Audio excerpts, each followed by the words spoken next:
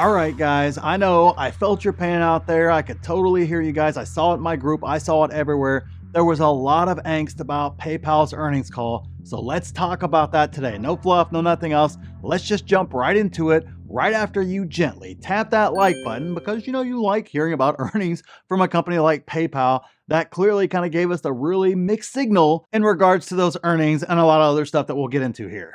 So kind of what I decided to do here today was give you guys the exact video that I gave my group just shortly after the earnings call happened. Now, yes, we do earnings calls in my group. Obviously, we do them in real time sometimes. Sometimes I can't get to them, so I do little recap videos like this one. So that's exactly what I'm going to give you. Which monthly memberships are going away for my group because we got the course revamp that I almost have completed that's going to come in. And so we're going to switch off of monthly memberships only to annual memberships. So make sure you take advantage of the Valentine's Day sale using the pinned comment down there. That expires on Wednesday or so. So just a few days from now, I'm not going to offer monthly memberships anymore for my group. If you get in beforehand or you already have one, no problem. You can keep it as long as you have it.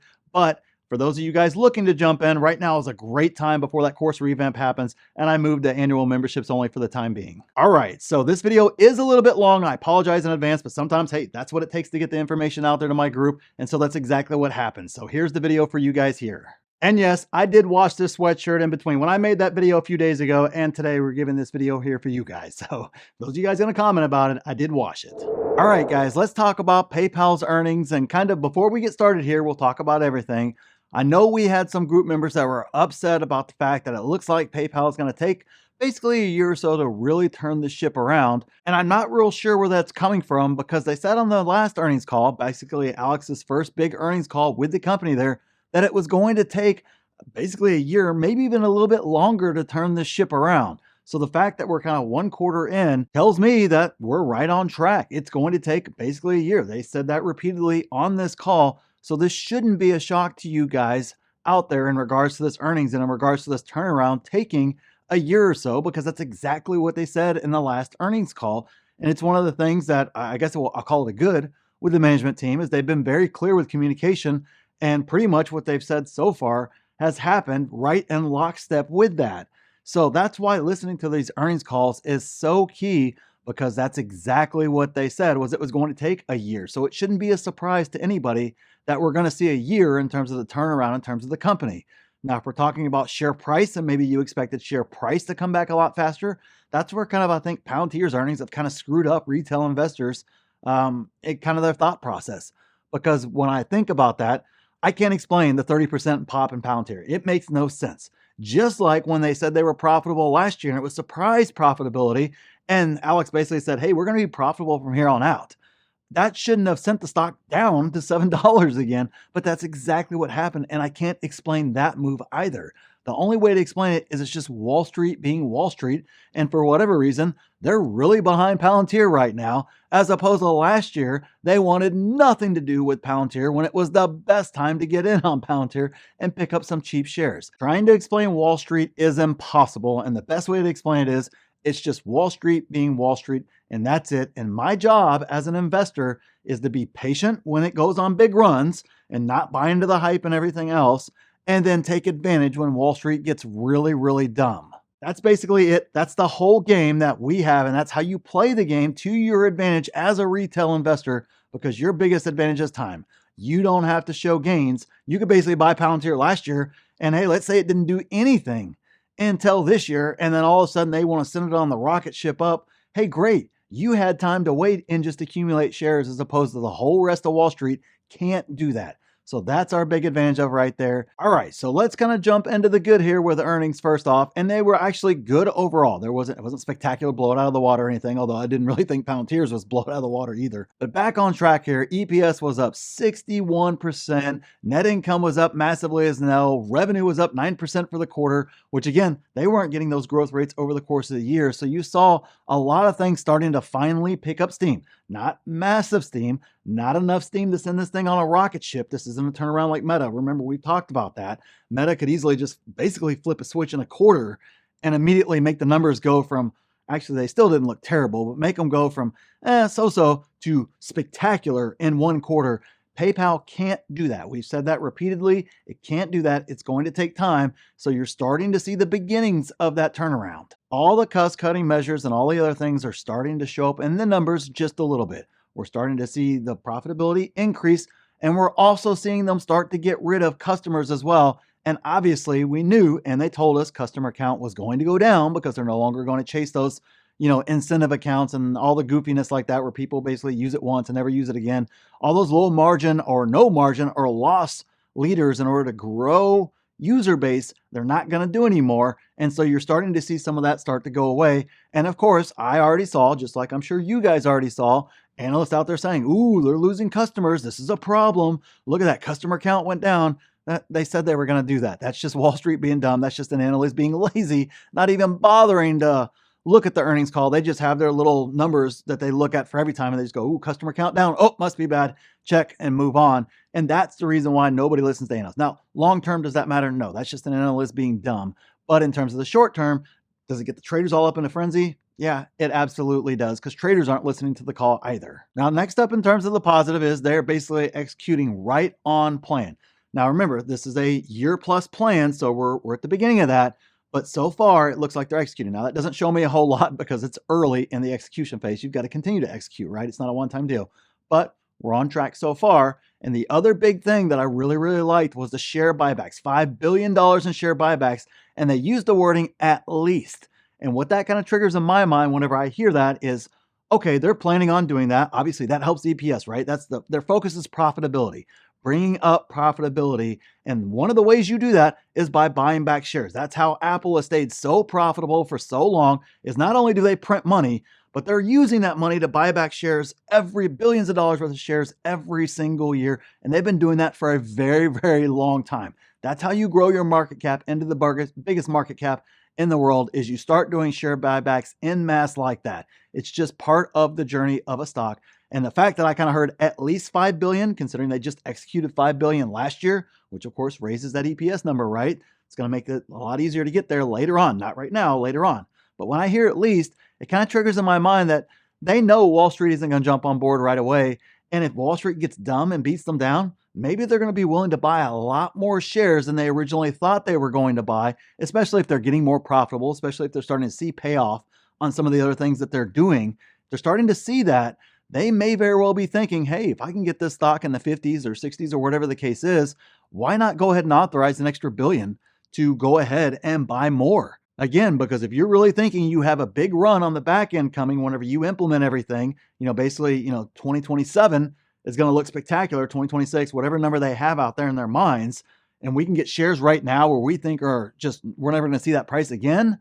Man, that right there is how a management team executes, and I would love to see that. So if the stock stays depressed, I would not be surprised at all for maybe not the next quarter, but the quarter after that, to see some massive share buybacks at those lower prices. So that's kind of what that triggered for me. Was a lot of times, management teams they give a hard number, and it's like, hey, we're going to buy up to $5 billion, or we've been authorized to buy $5 billion worth of shares. In this case, it was at least $5 billion, which tells me, hey, if Wall Street wants to get dumb, they're going to take advantage of it. And that right there is the best way they see to spend the cash that they have to give back to us as shareholders. So that to me was a very, very good sign. All right, so let's talk about the negatives next, and then we'll get onto the guidance after that as well. And I'll tell you exactly what I'm doing after that. But in regards to negatives, this was a good earnings report, not shock the world. The guidance was okay, but it was definitely not shock the world. The Innovation Day was definitely not shock the world. And that right there is kind of what is really weighing on investors right now. And I can guarantee you, he was pulled aside by a board member or multiple board members, or maybe the entire board, Alex was, and was told, hey, you can't do that. You can't go out and make those sorts of statements that bombastic, because I know how Wall Street takes it. Now, we can debate whether this is right or wrong all day long. It doesn't matter. When you say something like shock the world, I can guarantee you there were folks out there on Wall Street that made big bets on that. And then when you don't deliver, that means folks on Wall Street lose their jobs. And that's a fact. That's a reality. And so that kind of turns Wall Street folks the wrong way. Now, I agree, it's silly because they screw people all the time, and that's just whatever. That's what they do. But on the flip side of that, that's how they act, and we have to live with that. And as a CEO, you have to understand the game that is being played here. And although I enjoy the enthusiasm, I enjoy the bombasticness, you can't go that far. just say something, hey, we got something special cooking here, guys. You guys, I think people are going to like it. Give us time, and we're going to show you guys something really special, and we really got some good things coming that are going to really deliver to shareholders. That's all he had to say, and it would have had a kind of a feel-good feeling. But when you say shock the world, they are expecting meta-style earnings. That's what they're expecting on earnings. Or on Innovation Day, they are expecting a giant partnership where Apple is dropping Apple Pay and they're using PayPal exclusively as their exclusive partner. That right there is shock the world. Anything else that doesn't deliver on that scale is not shock the world, regardless of whether it's great or not. It's not shock the world. And so that right there was a giant misstep that honestly has kind of put in the trader's mind, not the long-term investor's mind, the trader's mind, a sour taste in their mouth. Will they get over it? Of course they will. They want to make money in the end. And when the momentum flips, they're going to be right on board talking about how great it is and how awesome it is and everything else like that. So don't get that fooled. But for right now, that right there is a huge negative, and this earnings, unfortunately, didn't meet the expectation that was put out there by the CEO. So that right there is really the only big negative that I saw in terms of the earnings. Now we can discuss the guidance, and that right there was kind of a mixed bag as well. I understand what happened there, so I don't necessarily want to call it a negative, but I know a lot of folks are thinking it's a negative. So I guess if you kind of fall into that camp, you could definitely put it up there in the negative category. But for me, it was not in the negative category, although it was not in the really, really good category either, as you notice. We'll kind of have it broken out here separately. So let's talk about guidance next. Now, they decided not to guide on revenue at all, which some are going to like that. Some are going to absolutely hate that. That could be part of the reason why it's trading down today, because heck, a lot of these guys base a lot of their stuff, right or wrong, on models, and they can't model anything in because there was no revenue guidance given for the year. They just said they're going to guide for the quarter. The quarterly guidance was kind of meh. Probably meaning the big revenue jumps are going to come later on, not right now. So in that instance, there's not a whole lot to go off of, and what they gave wasn't necessarily that great. So that right there is another reason why I think we're seeing it trade down. The good news is that the other guidance was okay. It really wasn't all that bad. However, it did not include the new innovations that they're touted. The things that, basically they're big, 6 innovations. They're not including it in those numbers, which sets you up for, if they're a success, some massive beats down the road. And I like that because Wall Street's going to forget about this. They're not going to care that they did or didn't include it or whatever. They're just going to take their guidance.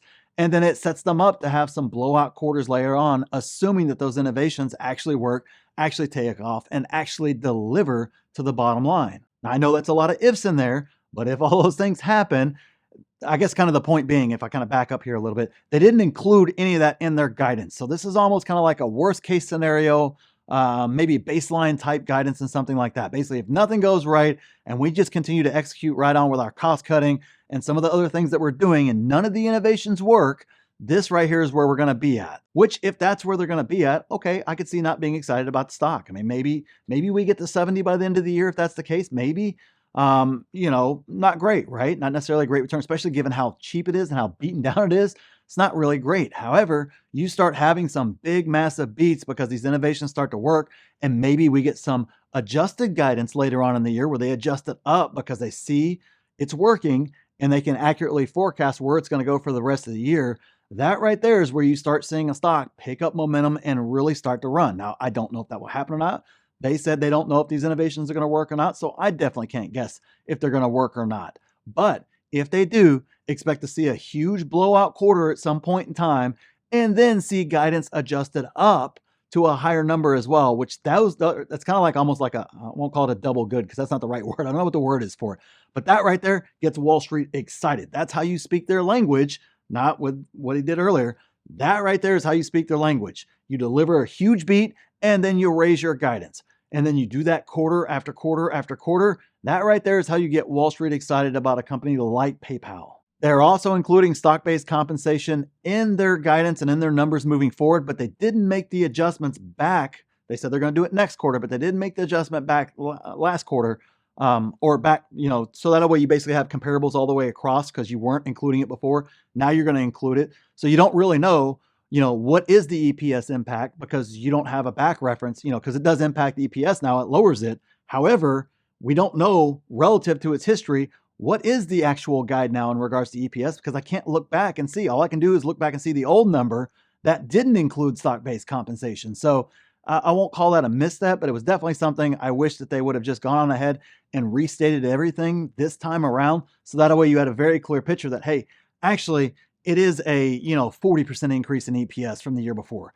You could draw a comparison there, but right now you can't, and it's going to be next quarter. So that right there again is something to where at the numbers, at the cursory glance, which is all the analysts are doing, all they see is, hey, EPS guidance is kind of meh. There's nothing there. There's nothing guiding up on because the numbers have been adjusted, but you didn't go back and readjust all the older numbers. So we'll see that coming. It's just not there yet. And so that right there is another thing where guidance may have actually been really good. You just can't tell because they didn't go back and do it yet. In the end, I feel they sandbagged the numbers, not intentionally like lying or anything like that. I just think they sandbagged the numbers and they made the bar very, very low in order for them to hit. That's the reason for the tepid response. And, we just kind of talked about the strategy there with the guidance and what I think they're going to do and what I think they're going to show.